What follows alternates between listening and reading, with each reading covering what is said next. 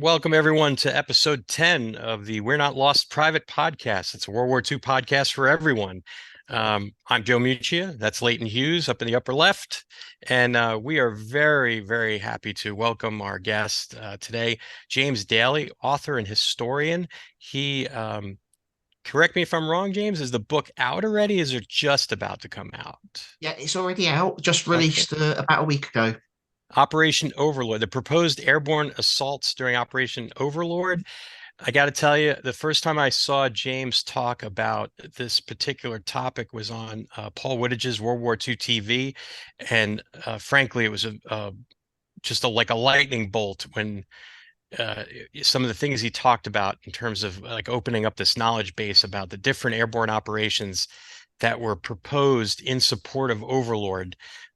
We all have probably seen A Bridge Too Far or Band of Brothers, and they allude to it in various discourse about these canceled operations. And most of them we think about coming after Overlord occurs. But in this case, James has done a massive amount of research about airborne operations and how many of them there were draft plans for Overlord to act as contingency operations to support the Overlord plan. But before we get into that, well, let's break a little ice and talk about what everybody's up to. Um, for me, just got back from a road trip with the family, going to visit my parents. But the whole weekend I was excited about this. We're going to get to record this pod, and I know for Leighton had a big date the other day come up for him on his calendar. What you been doing, buddy? You've been I think you're alluding to my birthday, so I was uh, 42. nice, old Um, man. yeah, last week I had the absolute pleasure of sitting down with James Madio for a good hour and a half, so I was pretty stoked by that. So obviously as Joe's mentioned before, Curry signings, so as part of that, James Madio, and potentially there's something, he's going to help me with a few things, so I'm really excited about that. So he's been away with the World War II Museum for the last 2 weeks. So, it's like I've got to catch up with him this week to see what happens there, to see what he can do. So I'm really excited about that one. I won't Jim, say the names just yet, but Jimmy's a gent, though. I oh, he's do brilliant. I do want to plug you and Matt are working on a We Happy Few 506 tour for Masters of the Air, and I got to tell you, the cast list absolutely stunning that's coming. So Oh, it's uh, incredible. Sold out. kudos to you guys for that. 42 minutes. Sold out in 42 minutes. Unbelievable. But Um, yeah, I but couldn't believe we it. have James on the line, and we don't want to hold him up too long. I'm sure he probably wants to do something else than talk to us. But James, thanks for coming on. It's No just a great problem. pleasure to have you here, pal. Yeah, Uh, welcome. No problem at all. Yeah. So tell us a bit about yourself, and how you came to be the guy to talk to about uh, canceled airborne operations. So okay, a lot of this comes back to my granddad was an Arnhem veteran. He was 11th Parachute Battalion, 1st Airborne Division.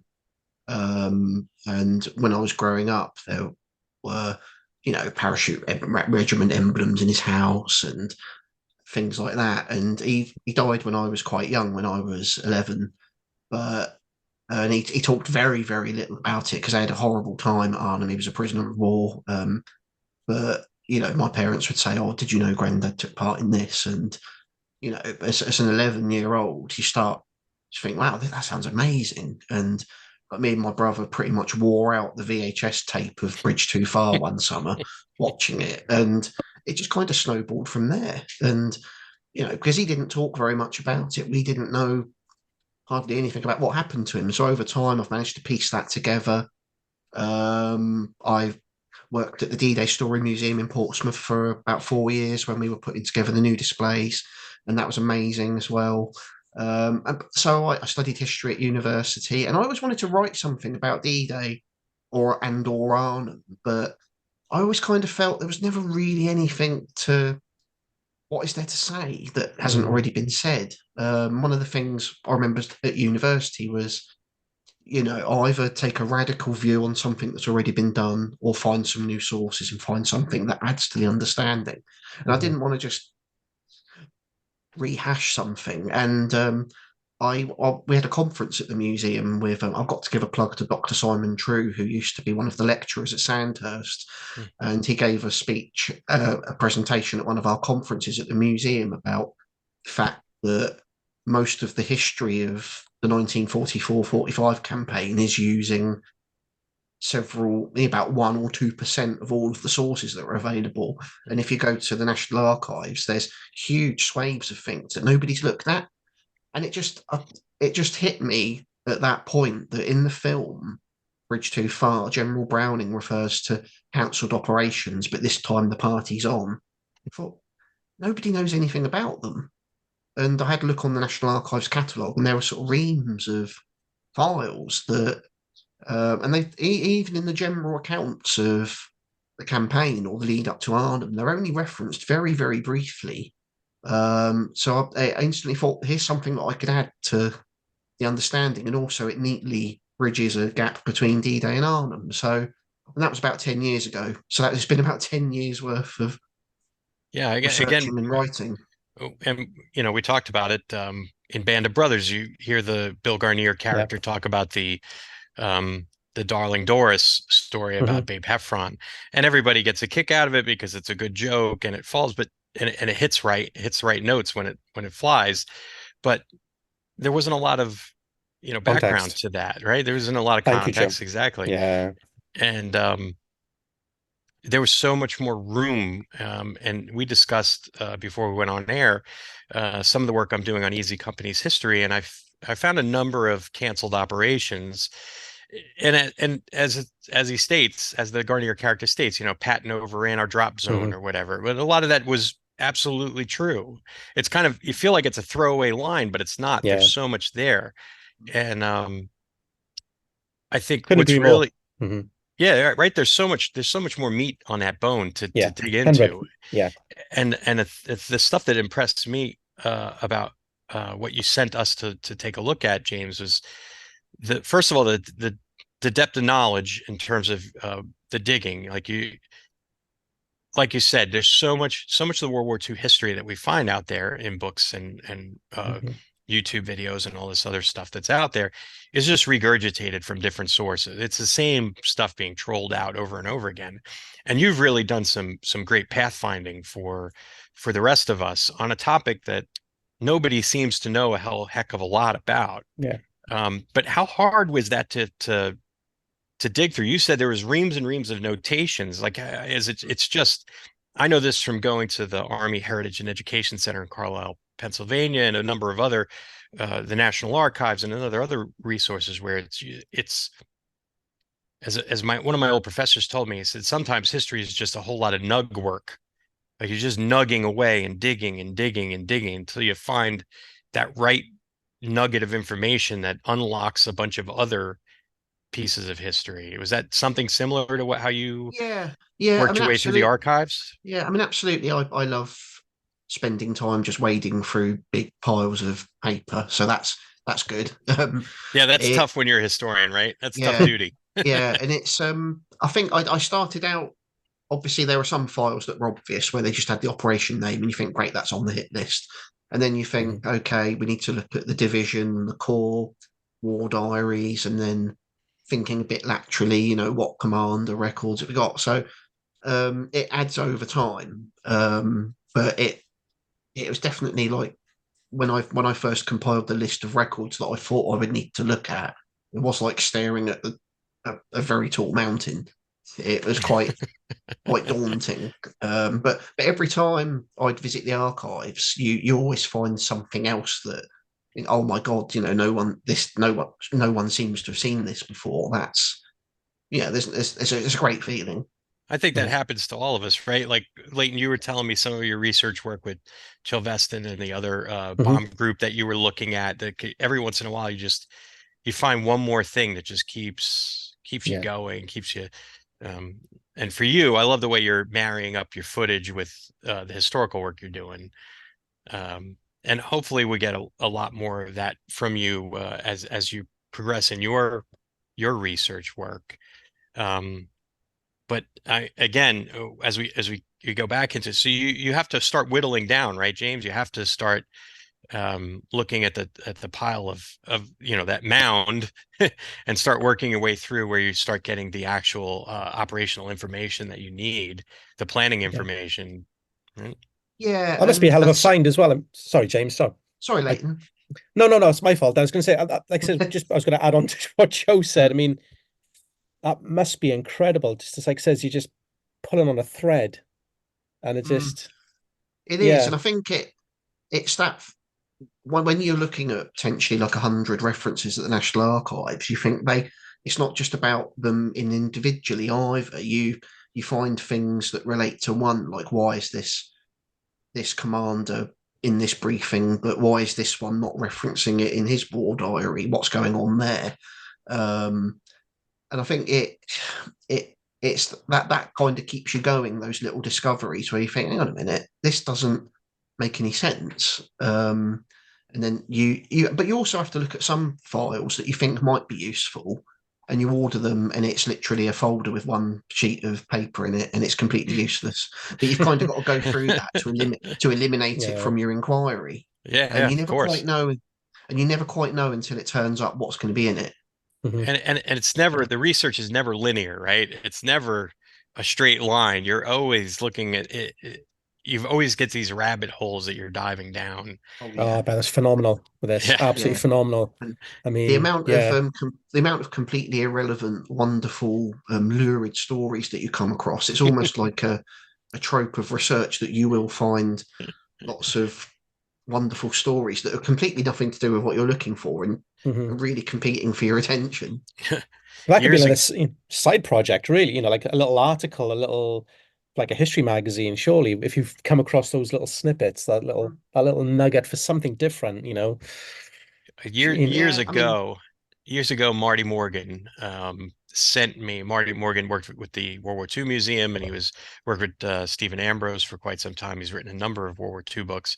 Marty sent me a list. He sent me a CD that had all these World War II veteran interviews. They were all D-Day related, and whenever I find that I need a break from doing the research on the projects that I'm doing, I'll look for a unit that hasn't really been talked about very often, especially the engineer brigades for D-Day, because there's some exceptionally interesting reading in there. The experiences those men had, well, much less heralded than say the Big Red One or the 82nd, 101st, or the 29th Division, but yet they had such a huge role. Did you find yourself coming upon accounts from folks that you didn't know that would be that important to the story when you were doing the yeah, research? yeah. I think it's really tricky because trying to find veteran accounts that refer to things that didn't happen is fairly imbalanced because out of all these operations, only a couple of them did they actually go to the airfields to emplane.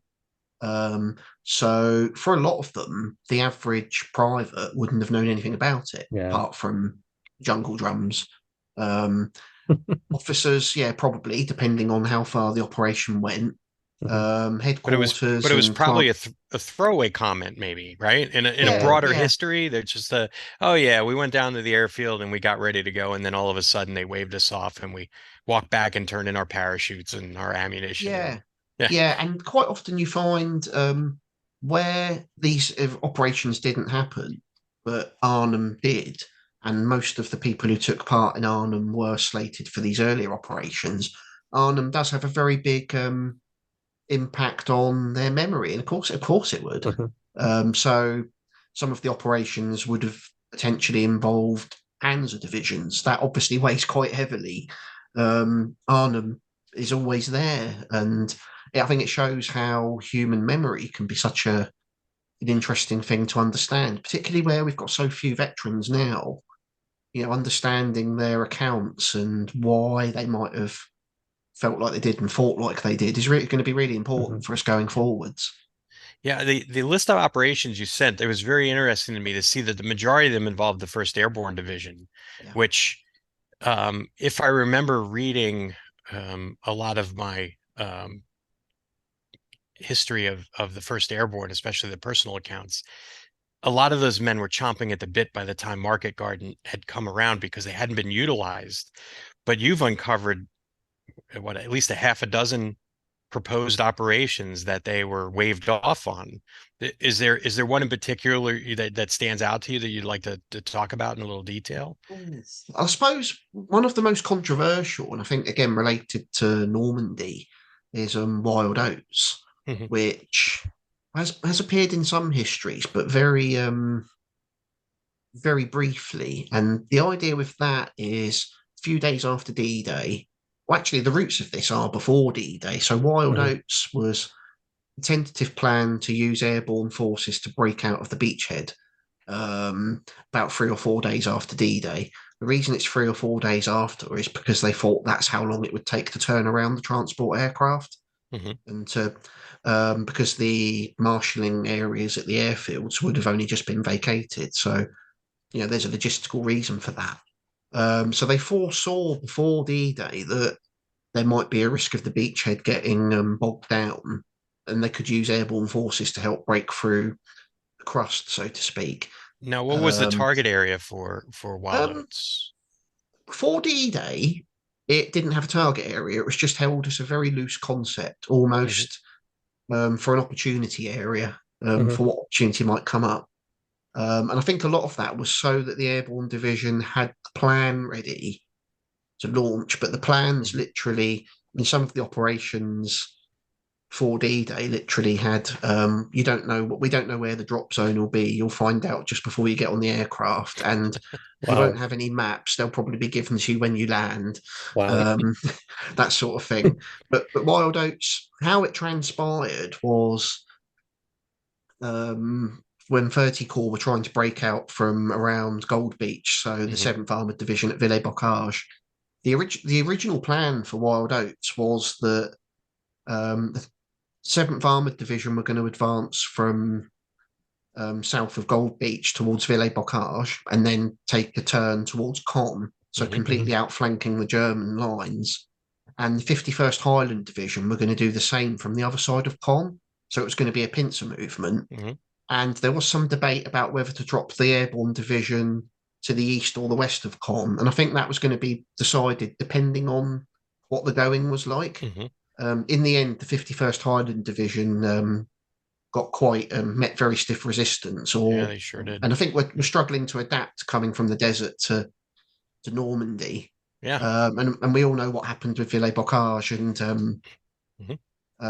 Wittmann. So Wild Oats was cancelled because Lee Mallory wouldn't authorise the air route because he was worried about friendly fire from the naval forces. And Um, he had reason to believe that with the Sicily, what happened with Sicily with the 82nd Airborne, right? The friendly fire casualties were excessive as the aircraft overflew the Allied fleet. So I mean that's a legitimate concern for him, right? At that point. yeah, I think so, and I think when you look at the amount of anti-aircraft assets that the Allied naval forces have, all it takes is one nervous A jumpy anti-aircraft Mhm. gunner, gunner. right?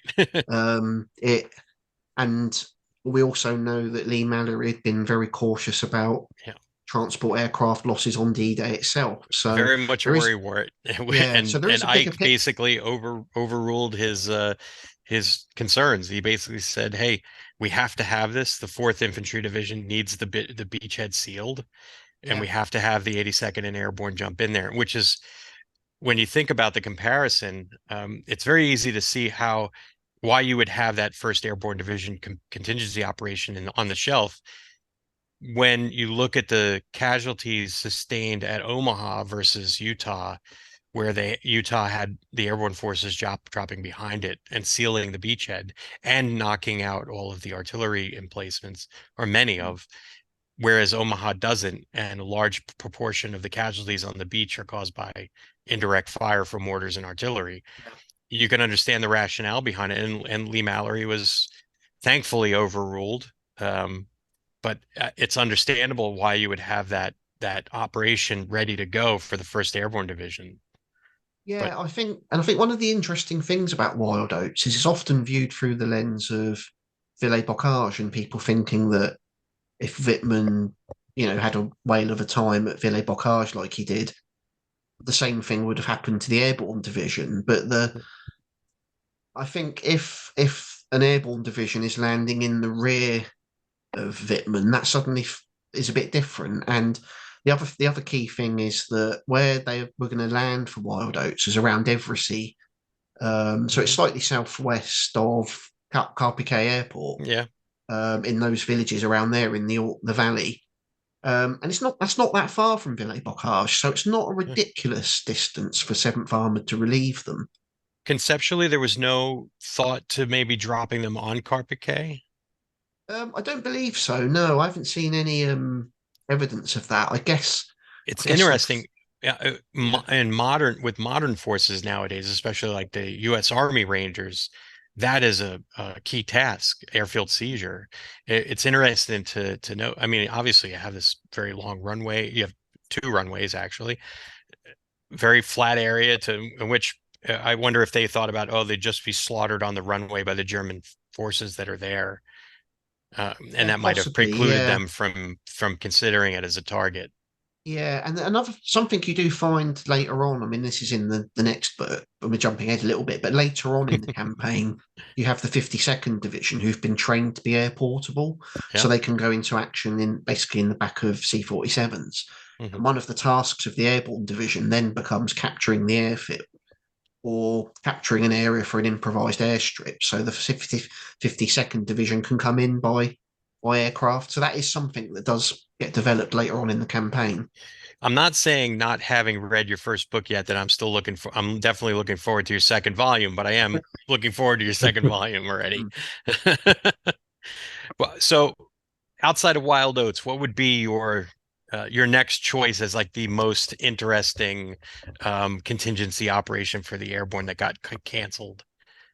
There are three in Brittany that I think are all really interesting in their own way. And they're variations on a theme, really, because the idea of capturing a port in Brittany comes from the need to ship reinforcements from America. And if you've got a deep water port in Brittany, you don't need to stage them via the UK, which has obviously got huge advantages. Mhm. So there's beneficiary is a plan to look at capturing St Malo. Quite a lot of planning goes into that. Um, there's a very brief plan, Sword Hilt, to capture Brest, although Brest is a very heavily defended port. Yeah. But the one that really surprised me and had by far the most planning documents, bizarrely, was Hands Up, which was a plan to capture Quiberon Bay in the southeast of Brittany, Yeah. and that had almost more files on it than all the rest of these operations put together. Hmm. But it features very, very briefly in the histories. And I think that really is because one, it's a true combined operation. You're talking about amphibious landings, airborne landings. Once they land, they're building an artificial port. You're talking about preliminary, but it's basically a mini D-Day. Hmm. Or it's a core level mini D-Day operation. Where it's an international operation as well, there's British and American involvement, that multiplies the amount of staff work required. So you've got engineer plans, you've got joint outline plans. Every headquarters is involved in it in some way. So it generated a huge amount of planning, Hmm. and a lot of that's around logistics. Um, Like most which again, military operations, right? yeah, as we know, logistics means paperwork, doesn't it? And so I think that the Hands Up really surprised me in just how much information there was about it for something that features very, very briefly in the historiography. And you're able to dig into this because there was significant enough amount of material in the archives for you to flesh out the stories. Yeah, Is that definitely. correct? And I That's think, correct. Yeah. yeah, I mean, with Hands Up, it goes to so much detail that they've listed the naval forces that would be required. The how many battleships for bombardment. Do they need to capture the outlying islands that've got batteries on them? Things like beaches. What do we know about the beaches? The same sort of things you see for D-Day, just replicated for uh, the harbour in Brittany. and there's just a huge amount of paperwork. And one of the advantages of Brittany for airborne operations would have been that because you've got a very active resistance due to the terrain and Yeah. the fact that Brittany, by its very nature, is an independent kind of minded place, Yeah. it's very fertile for gathering that sort of information. So the intelligence summaries for Hands Up and Beneficiary and Sword Hill are absolutely breathtaking. I think some of the intelligence summaries almost have down to where the post office is and what the name of the mayor was, and in a sort of detail that wouldn't always be the case in France, Belgium, or Holland later on. And I think when you look at the qualitative preparation for, say, the Overlord operation, especially the airborne component of it, and the Market Garden operation, whereas it seems that it's so much more ham-handed with Market Garden, it's amazing to see that type of preparation was done for a contingency operation that never came off. Now, what was the time frame for the launch of that operation? I mean, did it have to? Where would it be on the timeline, say, with Operation Dragoon? Would it have been before or Um, after? yeah, it's roughly contemporary. So Hands Up never got to the point of having a D-Day identified. The first conversations are well before June. They're in April because the logistics plan is already thinking about how do you keep up the rate of reinforcement. You do that by capturing the Brittany ports. It's part of that bigger logistics Hmm. picture, and Mhm. we know about phase lines and all of that sort of thing. Um, the chances of it being launched are towards the end of July or early August. Dragoon does start to impact airborne planning because quite a lot of the transport aircraft are sent to the south of France to take part in that. So there is a window where the Allies have much less airlift, which obviously limits the ability to get airborne forces into action. And I think one of Sure. the problems with Brittany and with Hands Up is they don't want to launch the operations too far ahead of the ground forces in case they're not relieved. But equally, they want to do something spectacular enough to be worth it. And Hmm. it's an almost unsolvable equation, and which affects airborne planning all the way through the campaign.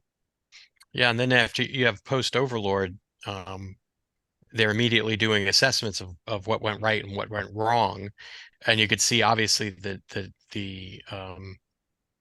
effect on the glider-borne components versus the airborne components, but still the attrition rate's quite high on the airborne personnel and much higher on the glider-borne forces, especially the airframes themselves. So I mean, all of this influences further planning, right? And we see this with Market Garden because the way not only does it affect how they use their lift, but the distances of travel between the drop zones and the landing zones versus Overlord, which are much closer. And all of these are factored in. And I know a lot of people, when you start talking logistics and transport and things like that, a lot of our listeners are probably their eyes are rolling back in their head about this kind of stuff. But really, at the end of the day, you have to understand how um, transport and logistics really wins wars. Definitely wins battles, and most of the time wins the war as well. And we see this when we talk about landing craft. Um, if you look at the Anzio operation versus Overlord and how many landing craft are involved, and then the landing craft that are taken away from the Mediterranean to reinforce the Overlord force, it negatively affects the forces in the Mediterranean because they can't continue to do large scale amphibious operations. They just don't have the lift to do it. But in that case, you see the corollary between the air component, the troop carrier elements, and then you have things like crew rest that Mm, influence how often they Yeah. can go back and forth, right? yeah, I forgot what the modern day measurements are, but it revolves around an 8 hour flying period. yeah. And Um, one of the problems that does creep in, not so much in Normandy, but later in the campaign, is in June the transport aircraft are able to fly 2 lifts a day because you've got longer daylight hours in that part of Europe. Double You've standard the at the distance time, I think. between, yeah, the distance between, say, the south of England and Normandy is not ridiculous. But when No. you get towards Belgium and Holland, or even Brittany, actually, it's a lot Hmm. further. Hmm. So, And more and time with spent over enemy territory as well. yeah, exactly, yeah, yeah. Mm. Yeah. Were there any personalities that stood out in any of these for you that that really became a linchpin personality that you had to address in your book? Yeah, I thought that it would be all about Montgomery, because in 44-45 campaign, everything seems to get linked back to Montgomery in some way. Hmm. And of course, he's part of the story, but Dempsey, who's the commander of Second Army, is a lot more prominent in airborne planning than Hmm. history Hmm. kind of. He's kind of written off as being a bit of a Montgomery lackey, and in some respects he was. But some of his thinking and his sort of ideas about airborne forces, because he'd commanded a corps in Sicily, including the airborne operations, so he'd been much more intimately involved with airborne than Montgomery had. So, and he comes across quite strongly in the planning, actually, in a way that isn't normally clear. I guess the other one would be Browning, General Browning, who is obviously quite a controversial character from Oh. the film. And I think it's fair to say that my research probably is even more controversial than the film was. He so the British Airborne Corps only really began to be called the Corps in July time. Mhm. Its formal title was HQ Airborne Troops, so it was only meant to be an administrative headquarters. But I actually found a report where an order from him to his staff saying, "Although we're an administrative headquarters, the I will be referred to as the corps commander." So I found no authorization for that. So he essentially created his own sort of job and created his own corps. Um, Did you, the thing with looking at personalities like that, and Dempsey is always fascinated me. Um, Browning a little less so, only because my view of him has been colored by popular culture. But I personally love it when we walk back from the binary look at people's personalities, good, bad, smart, dumb. These men were so layered and nuanced in the way they uh, you know, we tend to not look at the enormous pressure that many of them are under, right? And like Leighton and I, we've talked about like Lieutenant Dyke, right, Hmm. at Yeah, Bastogne, and he's much more complicated than is portrayed in the absolutely. miniseries, or even as we've read about in Band of Brothers. And I think the current wave of history books that are coming out um, would do a great service, especially when we're looking at those corps level commanders and the division level commanders, if we presented a much more nuanced look at how they are.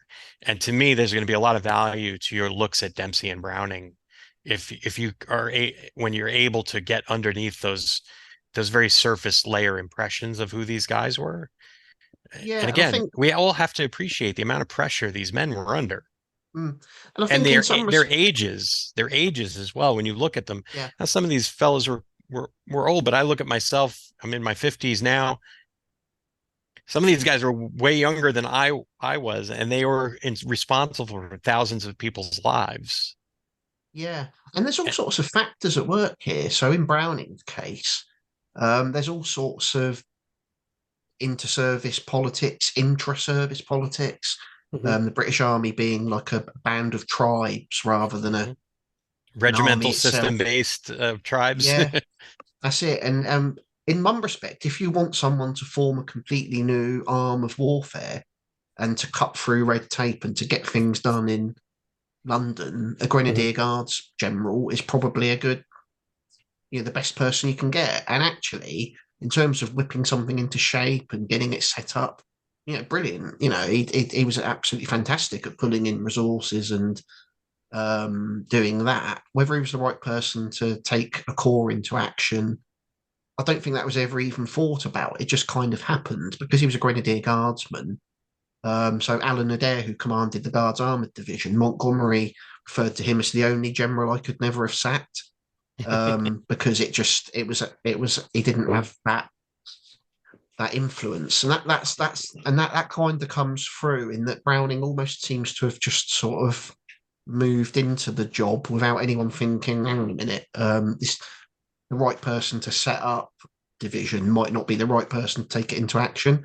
I guess it would be like Sobel Yeah. with Easy I mean, Company might be the we could sit here and all the evidence points to it being the correct assessment, that him using so many gliders to fly in his headquarters in Market Garden was definitely the wrong call.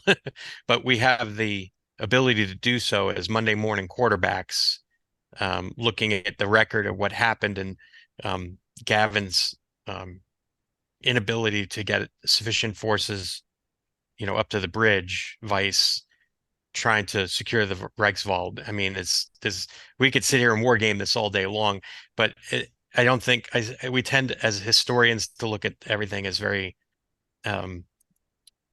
very academically, right? We tend to look at it as very easy to sit there and put all the pieces together on a page or on a map and go, well, I would have done this and I would have done that, and I don't know why you didn't think of that. And then we tend to remove the human factor from all think, this. I had the luxury of 10 years to research 3 months, which it was never lost on me that I would spend more time working through 10 files at National Archives than spent on the whole of the campaign. And some of those guys particularly the staff officers in the Airborne Division, they were planning at one point three operations at the same time. And it doesn't take a genius to work out that they're not all going to happen. So they know, even while they're doing it, that they're planning things that aren't going to happen. So they must have had a tremendous strain on them. Yeah, I would say like probably the greatest personification of that might have been Frederick Morgan, with all the work he did with Cossack, setting up the original Overlord plan, and then basically just getting cold shouldered and pushed to the side. But the folks that folks and historians of the World War II understand the criticality of Morgan's role in all of this, but it still doesn't make probably his ghost feel any better about what ended up happening to him in terms of the contemporary history. But I'm glad to see. I was listening to James Holland and Al Murray's. We Have Ways of Making You Talk. Their D-Day series, which is outstanding, by the way. Leighton and I have no egos. We're going to plug every pod out there because they're a lot of them are friends, so we're glad to do so.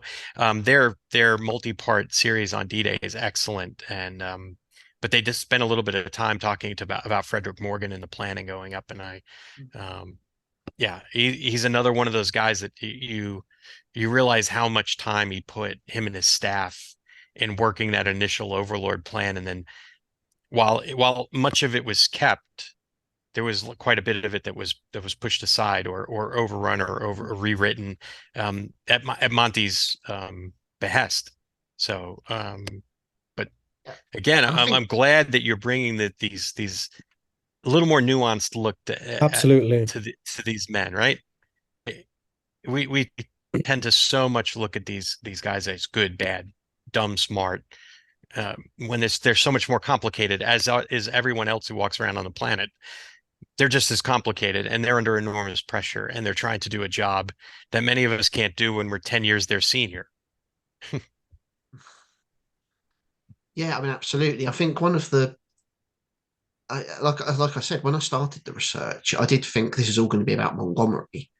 And in some respects, actually, you realise how removed an army group commander is should be from divisional operations. But Montgomery, the shadow of him is always there, in that it's difficult not to take a view on Montgomery, having researched, Normandy to Arnhem. So I always felt like there's a division between people who think that Montgomery was reckless or cautious. So people might think of the Wild Oats plan as being reckless, or they might think that he was being cautious with Goodwood. And it's really hard to try and find some sort of conclusion out of that because he's such a complex character and we're dealing with such complex events and factors that are involved. It's so hard to try and make sense of all of that. Well, I think your book's going to illuminate a lot of that, especially these canceled airborne operations. We tend to think of them as kind of historically thrown away bits, but there's so much goodness in understanding them, right? Leighton, I mean, how, Mhm. if we had a bin of things that we didn't know, the bin would be overflowing 10 Oh, times over, absolutely. right? Right? Yeah, 110%. And this is such a great subject matter as well. Um, you know, and it's like, what Joe said earlier about Band of Brothers with that throwaway comment about, going in, Bill and Babe going into Doris. I had no idea what they were on about at the time watching the show. So they must have filmed something. I think they did looking at one of the scripts. I think they did. And it just got cut and they just put that comment in. And for me, who knew nothing at the time about these cancelled operations, um, and I still find it really frustrating that, I love Band of Brothers and it's a really frustrating edit for me. But obviously, I think it's only just when you do a little bit more reading, pulling on that thread, that you see, oh, actually, there's a few more cancelled operations. That's what they're on about. And I think with this is just incredible. I mean, I'm already looking, I'm going to get it in my shopping basket after this Zoom to sort of to buy it because it's something different. And I think it's something, that yeah, we'd love to know more about it, to find out more about these operations, the planning. And I suppose a question for myself as well is, when you're researching this, did you ever have the opportunity to interview the veterans who were going to be part of these operations at all? No, I didn't, and I don't know whether I consciously decided not to. Hmm. Partly because there are quite a few accounts already that are Hmm. available. But on the flip side, even when I started this in 2014, they were still talking about very, very few Yeah, of course. veterans left. And I'd worked with quite a lot of veterans at the D-Day story. Hmm. And I always remember one sort of veteran sort of saying something almost in jest, like, they'd been interviewed a lot. And I Hmm. almost sort of thought, I kind of want to we need to be thinking about what we do when there aren't any veterans around and how Hmm. we carry on telling the story. And it wasn't a conscious decision. I think just because there was so much source material to work with, yeah, it is an interesting reflection actually. Even just thinking about it now, it's not something I thought. No, I'm not going to do that. I think I think it was a conscious decision. But having worked at the D-Day Museum story, when I started working there, we had veterans on a rota that would come in and talk to visitors. Wow. To start with, there'd be 5 that would just chat to people. Hmm. And by the time we reopened the museum in 2018, we had one. Wow. And then in 2019, none. No, so none. So I was very conscious that we need to be thinking about doing history when it is history and not Hmm. memory. So hopefully it's starting to sort of encourage people to think what do we do when we just have sources to work with. Yeah. And I absolutely, and I think what Joe has alluded to the American version, and the American, National Archives is incredible. I look at it myself for videos and trying to find some paperwork or some photos, and in the National Archives in the UK. I mean, this is something I've looked at and I want to dive a little bit more into as well, and then utilize that as well. So, yeah, rely on that. If you've got it, use it. I mean, what a wonderful source of material as well. Yeah. I mean, in the War Office files in Kew in the National Archives, there are hundreds of thousands. I wouldn't be surprised if it's low millions of Hmm. files. Now, there's I'd love almost to go always there. something you can take from all of them. Yeah. If I mean, I guess my thinking is that if everyone does their bit and thinks, all right, I'm going to do this bit that no one's looked at before, and over Yeah. time, that's That's building brilliant. blocks of Yeah, a different absolutely. understanding. And what you said earlier, I think that's like an absolutely brilliant way to look at it. And because you were thinking, what do I look at? What can I research? And I've got this book and it's where is it? And I'll bring on a second. And a good friend of mine, Adam, through in a group chat of mine. But it's finding something different because if you're just going to regurgitate the same thing that's been done by 3, 4, 5, 6, 7 different, historians, what are you adding to that? But this, my God alive, you're adding that extra layer. It's a different, I think it's brilliant, and something like this now. It's Oxford to Omaha, American GIs in South Wales. Um, and there's you know basically, so he's gone at this angle, similar to yourself, is the Americans. Oh, they've come from England. They've come from the south of England. Well, actually, no. We had some in Wales, and I love Andy Biggio. He's a great guy. He's a fantastic Marine. He's a fantastic author. I was reading one of his books, and it was, American GIs when they were got, hurt in Normandy, they went to hospitals in Wales. He, right? So Andy Biggio in his, obviously an interview, like he did, he was speaking to American veteran, and it was, oh, he went to an English hospital, what was it? You went to a hospital in, you went to a hospital in Wales, that, an English hospital in Wales. I think it was something like, and it was just like, no. So, I mean, so this book, something like that is fantastic. So what you're doing is what I suppose what I'm trying to say is that different angle, that different perspective of actually, no, there's a little bit more to this. There was planned operations, there was different hospitals in Wales, not England. And so I think it's a wonderful book, and I can't wait to buy it. I really do. And I really Yeah. hope, I have to ask this question as well, because I think are you going to go to We Have Ways at all, perchance? That's what I'm hoping. I think it's a bit, yeah. I think my book came out a little bit late for them to think about it this year. Hopefully next year, Hopefully next because year, yeah, I'd love to sit on, hearing you more talk about this, yeah. because you I've speak about it so well.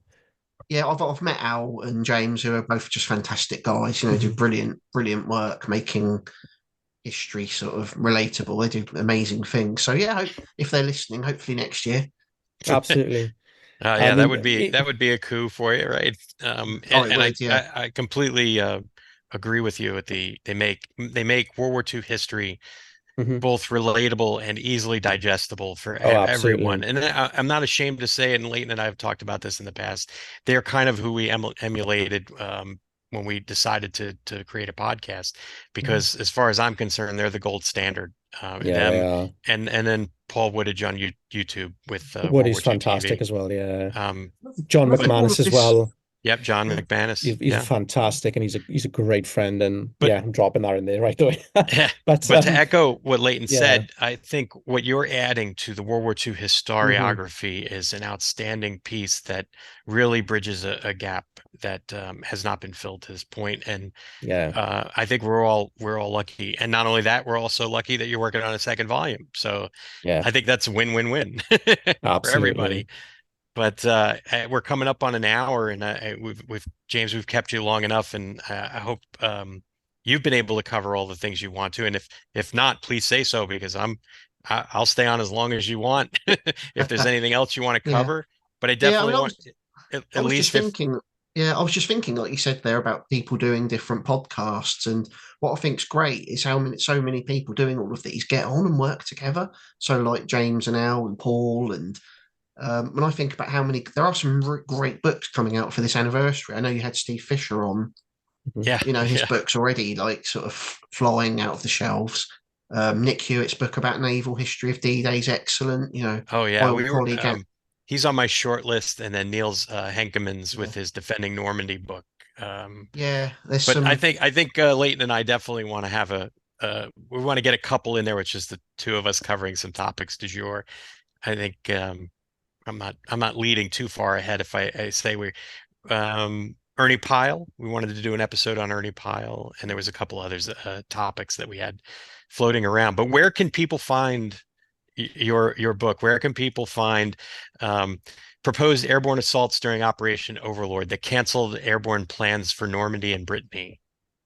okay, so it's available on Amazon. That's hardback and Kindle. There's lots of other bookshops in the UK and in different countries selling it, and also on the publisher's website, Pen and Sword. So it's available in lots of places. Wonderful. Hoping there's going to be museums stocking it in Britain and hopefully further afield. Yeah. Are Um, you going to be able to be available to do signings anywhere, or is that to come? yeah, I've got some events booked. I've Oh, got fantastic. I'm going to be at the Royal Armouries at Fort Nelson. They've got a great program of lectures for D-Day 80. That's in August. If you keep an eye on my social media, that will be on there. And I'm also at the Army Flying Museum in Middle Wallop, which is a wonderful name, Fantastic. in August as well, and some other plans that for talks and events that I haven't quite managed to sort of Okay. finalize yet. But there's But if lots of folks want to things in the follow you, pipeline. like on Twitter X, what's your handle on there? I'm Daily History on. I think I'm Daily History on X. If you search for James Daly, I'll probably pop up. We'll once we post the episode, we'll add James's Twitter handle. So if you want to follow him and find out where he's going to be appearing and get signed copy of his outstanding book, and I got to tell you, I haven't read it yet, but I've only read excerpts. I can't wait to get my hands on it. Yeah, same. I'm sure Leighton, you feel the same way. We've just been, Absolutely. like you said, we had Stephen on, we had Stephen Fisher with his Sword Beach book. We had Adam Berry on with his several different 82nd Airborne offerings. James is on with this book. I mean, the authors we've had on just been hitting it out of the park, to use an American euphemism there. Sorry. But James, thank you so much for Yeah, coming thank you. on. Really interesting No stuff. problem It's at all. been Thank you for having fantastic me. talking to you. And maybe when your second volume pops, we'll get you back on so you can talk to us about that one for a bit. Absolutely, yeah, sounds great. Uh, and like, I don't think I'm leaning too far. If you want to come on and talk, maybe do an episode about your grandfather. Yeah, I think that that would would Very be be. interesting. amazing, right? Yeah, yeah, very happy to do that. Yeah, absolutely. Yeah, that'd be great. All right. That's it from us here at the We're Not Lost Private podcast. You can find us on Patreon, Spotify, YouTube, and Buzzsprout. If you are so inclined, we do have a subscription. It's a measly little $3 a month. We have all kinds of extras, including a sporadic but detailed newsletter and a bunch of other. And then we'll have listings for James's, where you can find his book and his Twitter handle. Again, I'm Joe Muccia. I'm on Twitter, and you can find me on Facebook and Instagram, Leighton as well. And then you can find the We're Not Lost Private podcast on Instagram and Facebook as well. Thanks for everyone for joining us. Thank you.